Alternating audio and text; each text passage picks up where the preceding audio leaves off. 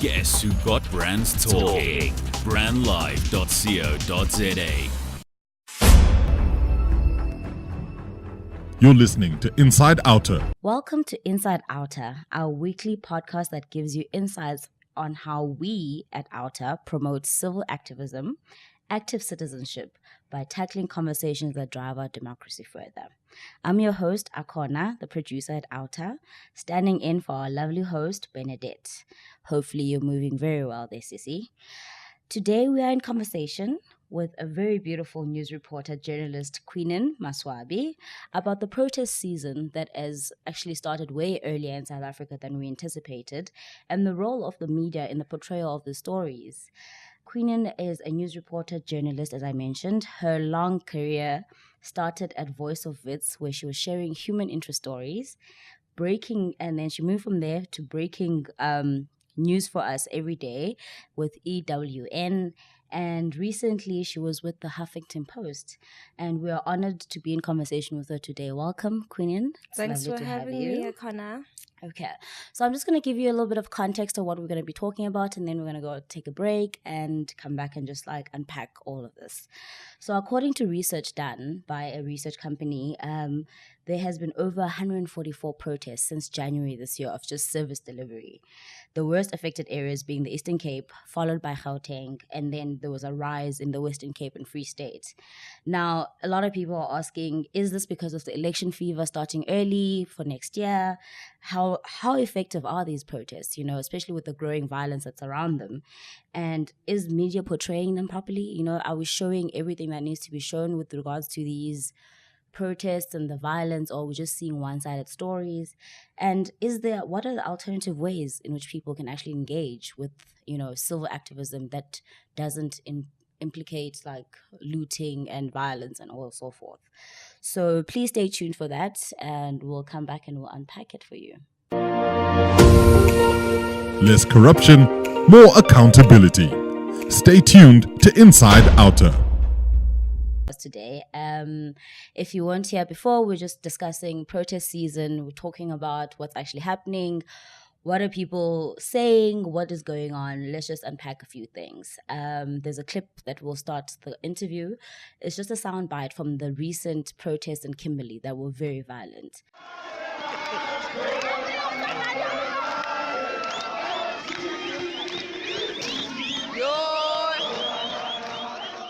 So without a further ado, let's just get into it. Queenin, why do you think these protests, especially violent ones, have been so prominent this year specifically?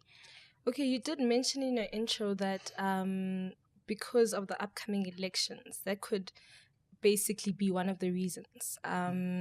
So South Africans know that each political party is hoping to get as many supporters and followers as possible, and they're using this opportunity to get them on their toes, regardless of where it is in the country and which political party is leading in that area. I see people taking a firm stand for what they want, and that could be because of the elections. And then the other reason could be also the change in leadership with the ANC that happened last year.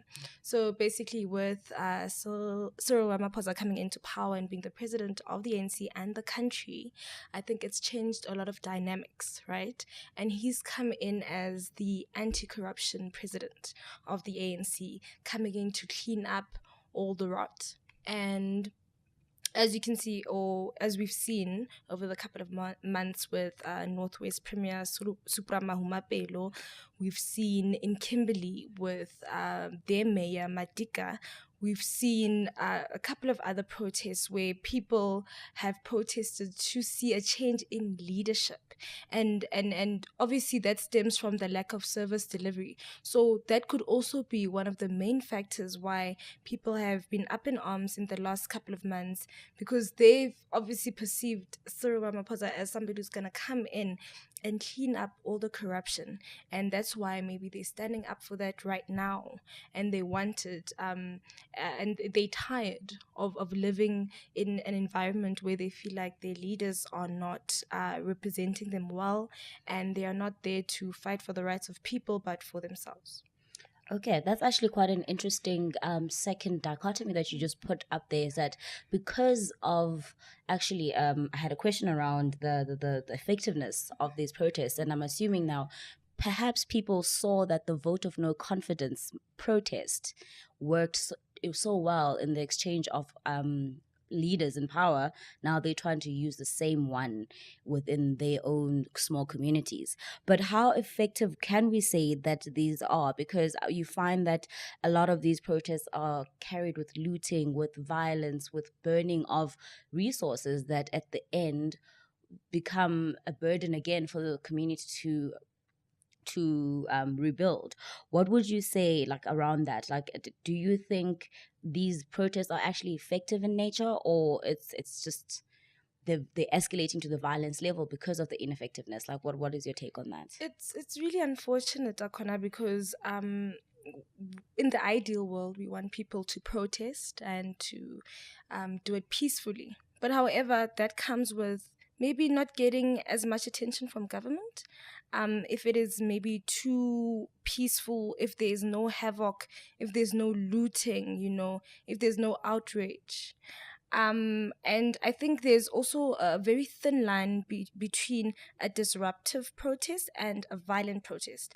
And I think that's what South Africans need to look at, because there's a difference between closing down a road, and then there's a difference between closing down a road and burning tires, and pelting stones at drivers passing by. So I think if there could be a clear difference, if they can know the difference between disrupting, saying that, okay, this is going to come to a halt today and government will feel the pinch, and saying, okay, we are going to ruin everything. And you were asking me about maybe why people are being more violent. It is obviously because they want their voices to be heard. I mean, when you look at most of these protests, they happen in areas where it's like townships. People are very poor, they're unemployed, they have the time to firstly protest.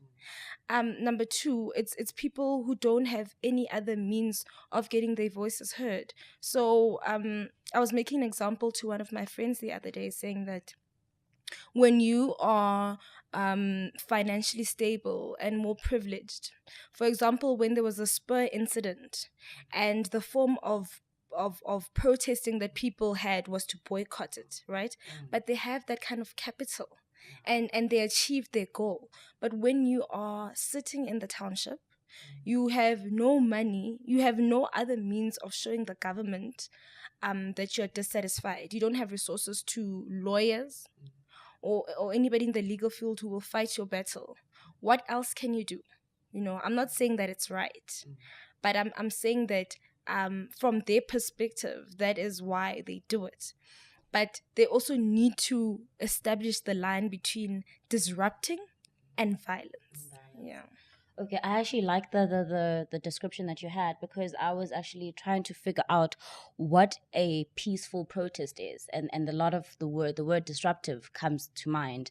But I think perhaps maybe we still are holding on to a culture of the old way of protesting, because it was for a system or a government that we were not a part of.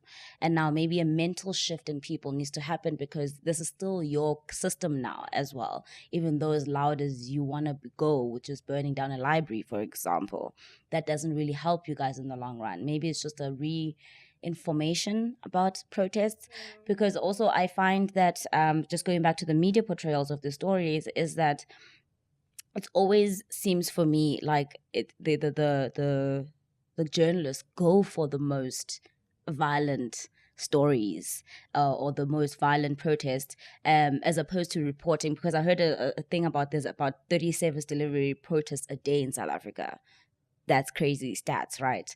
But you only get to see 4 or 5, and those are the most violent or most prevalently violent ones. So do you think there's a way that media can start engaging the stories that you just spoke about? Because when you go, it's someone who's poor back home, we don't actually see that by the time the reporters are there.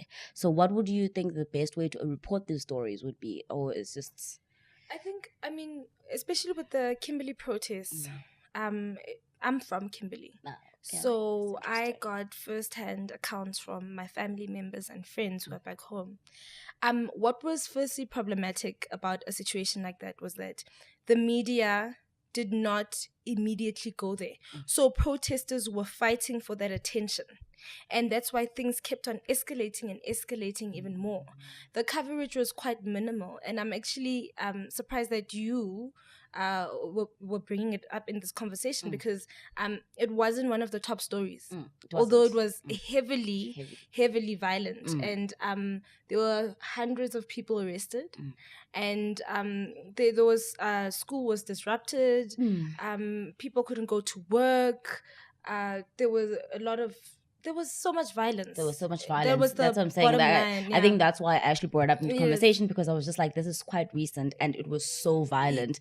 But even the reporting, as you say, it just highlights that level. Yeah, so for me, with reporting, as a reporter and as a journalist, my first reaction was that why aren't we covering this from day one? Not that because I'm from Kimberley, but it's because I realized the extent at which the violence was going on. So I knew it was going to go on for a long time. But with media, you must also understand that there are a lot of barriers to what the media can report. Most media houses are here in Gauteng and Cape Town, and those are the big media houses. And they barely kind of span out to all these smaller towns. And there's so many protests happening there, but nobody knows and nobody kind of cares, right? But that in itself is very problematic. Yes. That why do we choose the protest in Ennerdale and we don't report on the other protests, right? When the extent of the protest is the same and the violence is the same.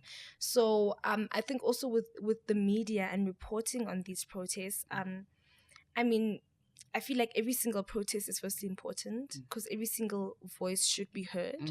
And there should be a bigger effort to make sure that it's not only one part of the country that's been shown to be going through these problems. I mean, they can actually try to expand as much as possible and show what's happening in other smaller provinces or smaller towns. Yeah.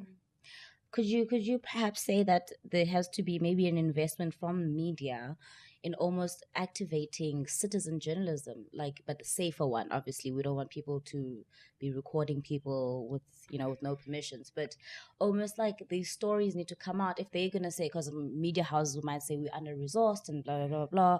But if there could be a call to people as well from, let's say, back home to be taking the video and posting it on social media, but even that is like a small bracket of people because the ones in the village don't know that. So I hear I completely understand what you're saying, especially with the mandates of media and all that. Let's just circle back to the effectiveness of these protests, because the ones that people always speak about, obviously, is fees must fall and vote of no confidence. But just circling back to fees must fall, how effective was that? I mean, in terms of in the media space, when you guys have conversations about this, how effective was this when we see that kids are still arguing to get their cases taken off the roll for, you know what I mean, they were arrested? So how actually effective was it? So I mean, there were a lot of positives and negatives to Fees Must Fall. So the first year I was still a student at Wits. Wow. So I chose to protest, right? I mean, it was peaceful, it was good, most of us felt like the first year was very effective because a movement was started. It spread like wildfire. And every single university in the country was a part of it. Right now, having so-called free education is one of the wins for all the activists who were involved, everyone who was at the forefront, people who got arrested. Unfortunately, that also comes with, I mean, a lot of trials, a lot of our activists having to go to court.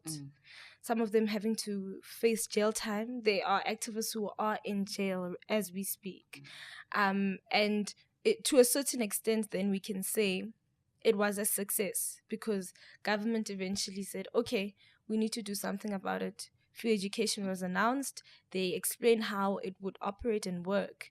And then the negative factor, as I said, is all these activists who are still kind of seeing the results of their work in Fees Must Fall and a negative result to that. So, I mean, I think being an activist, you kind of choose, you know the consequences that come with it, and with my conversations that I have, especially with Mcebo Dlamini, who's been at the forefront of Fees Must Fall, and definitely. who right now might be facing some jail time.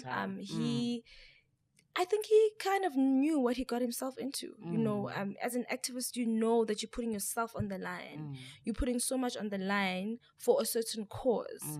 And at least if you achieve something from it, it's better than sitting back and saying, oh my word, we protested for 3 years and nothing happened. But there are some fruits to what happened with Fees Must Fall. Yeah.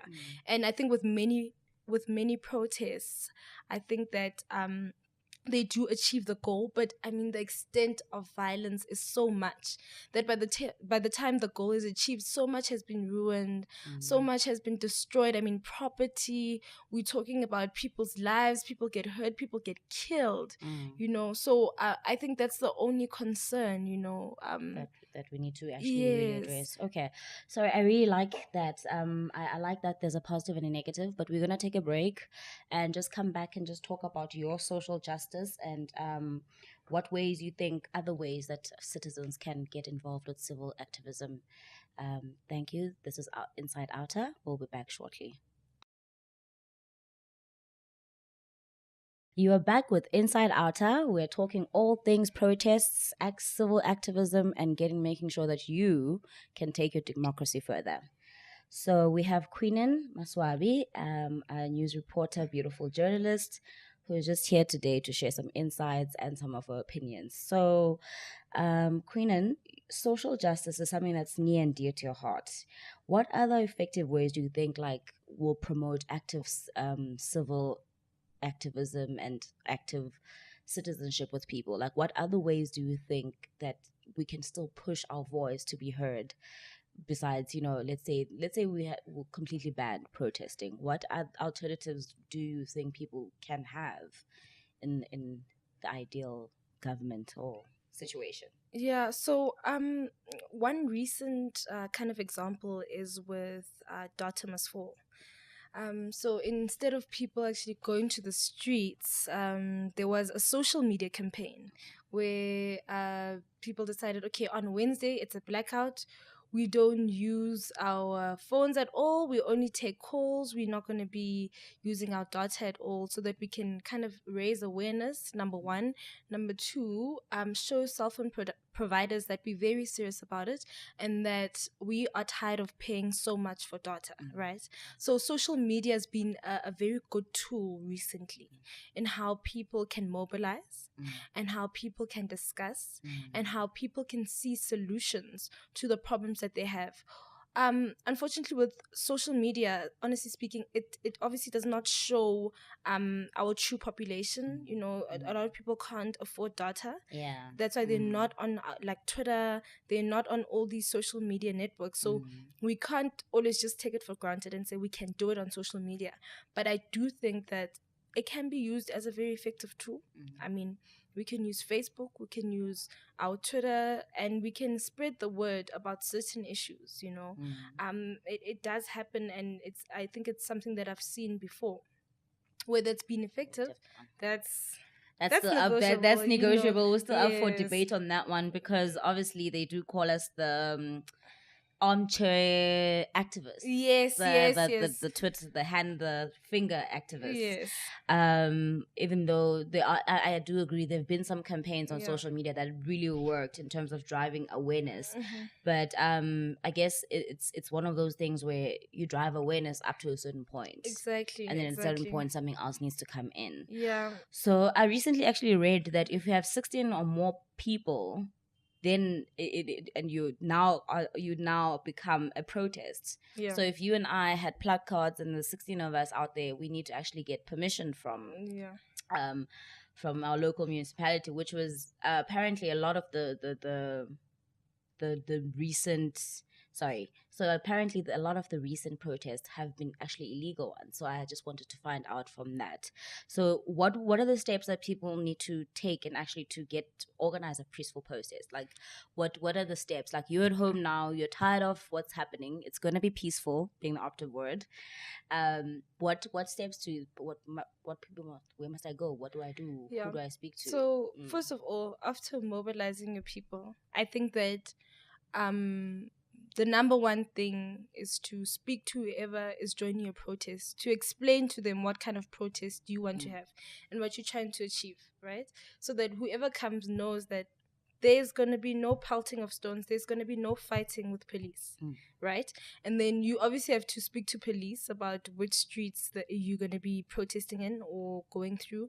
And then obviously they'll give a permit to whoever's leading the protest, saying, okay, yes, now we are aware. And that's why at least most news agencies and most radio stations can be told in advance so that people driving can take alternative routes. You know, it's not like a wildcat strike where people just, start doing their own thing, start walking. So you do definitely, you need to speak to mostly JMPD if you're in Joburg, and then they'll probably organize which routes you can take, and they will also be there to make sure that you guys are safe, you know. And I think that's one of the most important things, because if you are going to have a peaceful protest, then why aren't police supposed to be there? They can actually ensure that your safety and make sure that there aren't any elements coming in to do their own thing. Yeah. Okay, so thank you for that. I'm sure people will actually enjoy knowing that you could actually have the police there to protect you and not to fight you.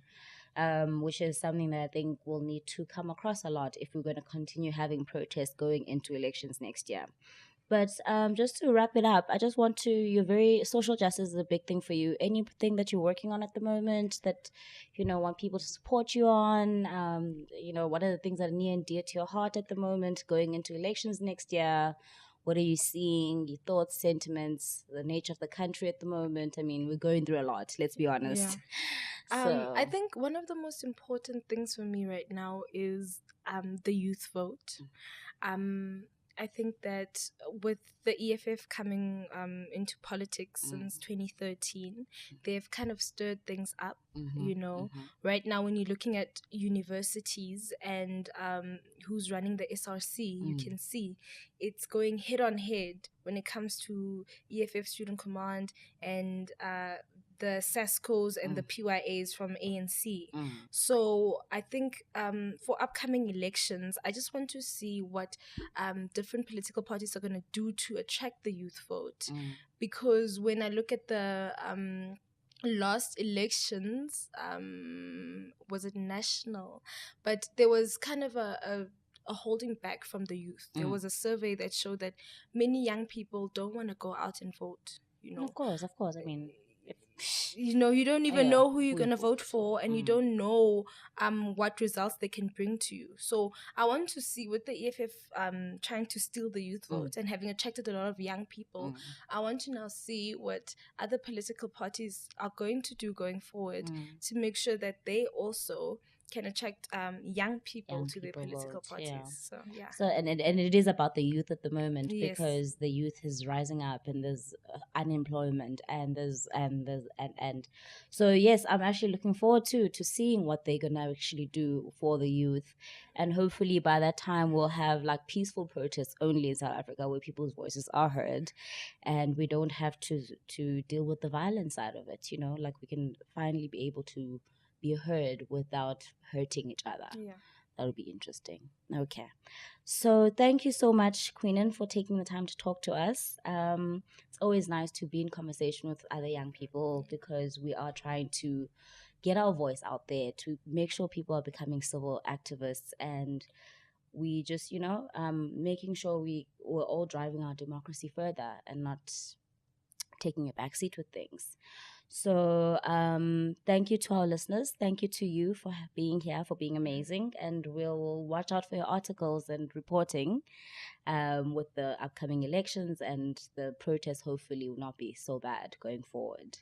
If you would like to listen or give us some feedback on this conversation, some opinions, what are your thoughts, what alternatives you have, visit our website on www.outa.co.za and all our social media pages and engage with us. Live from 27 boxes in the heart of Melville, this is brandlive.co.za. Demand good governance. Join us weekly on Inside OUTA.